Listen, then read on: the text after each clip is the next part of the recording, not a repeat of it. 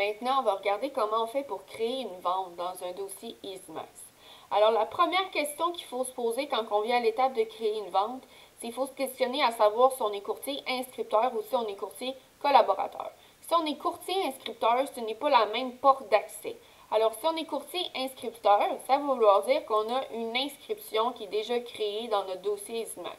Donc, on va sélectionner notre inscription et on va faire une nouvelle vente pour pouvoir ajouter une vente à notre inscription. Alors que quand on va avoir terminé de créer notre vente, on va avoir un onglet inscription ici et un onglet transaction ici. Je vais vous montrer un exemple dans un autre dossier où on pourrait le voir. Par exemple, si je prends celui-là, bien voilà, c'est directement à ce que ça ressemble. Le courtier était dans son inscription ici, il a fait une nouvelle vente et maintenant, il y a un dossier vente en ligne avec cette inscription-là.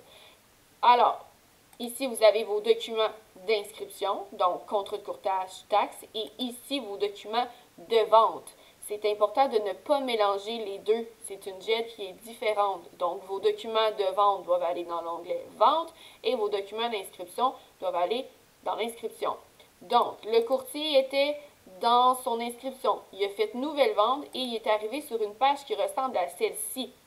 Les informations sur la description de l'immeuble sont déjà entrées, étant donné que le courtier était inscripteur, donc c'était déjà rentré dans l'importation centris quand il a fait son broker loading. Nous, ce qu'on veut maintenant, c'est ajouter les informations de la vente. Alors, je descends. Date de transaction, quand est-ce que la promesse d'achat a été acceptée.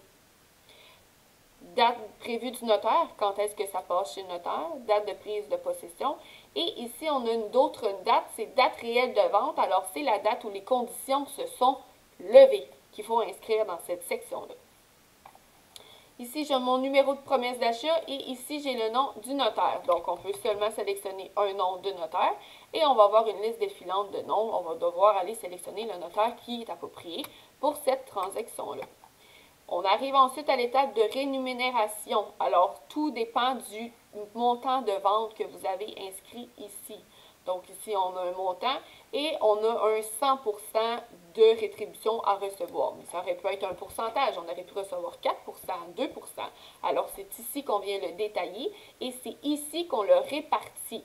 Donc, si je partage ma rétribution avec d'autres courtiers, alors, je mettrai plusieurs courtiers dans cette section-là et je lui donnerai à chacun le bon pourcentage. Et si j'ai 100% de la rétribution, alors tant mieux, j'ai mon 100% au complet ici. Une fois que c'est terminé, je fais traiter. Et là, j'ai une transaction qui s'est créée. Bien important, vous allez avoir un onglet dans vos codes ici qui dit « Enregistrer comme brouillon ». Quand la vente est enregistrée comme brouillon, ça veut dire que l'administration n'a pas accès à votre vente. Je ne peux pas produire de facture. Et quand vous décochez le mode brouillon, ça veut dire que vous donnez le go à l'agence de créer la facture. Donc, automatiquement, quand la vente est débrouillonnée, vous m'envoyez un signal comme quoi, moi, je dois envoyer la facturation. Donc, c'est super important, quand toutes vos conditions sont levées, d'aller enlever le mode brouillon. À l'inverse, c'est super important aussi de ne pas enlever le mode brouillon si la vente n'est pas complétée, parce que là, il y a une facture qui va s'envoyer et vous allez recevoir des reminders de documents manquants, alors peut-être que les documents n'existent pas encore. Donc, quand c'est stand-by, on laisse ça brouillon. Quand les conditions sont levées, on débrouillonne et là, l'agence va rentrer en action pour pouvoir produire votre facturation.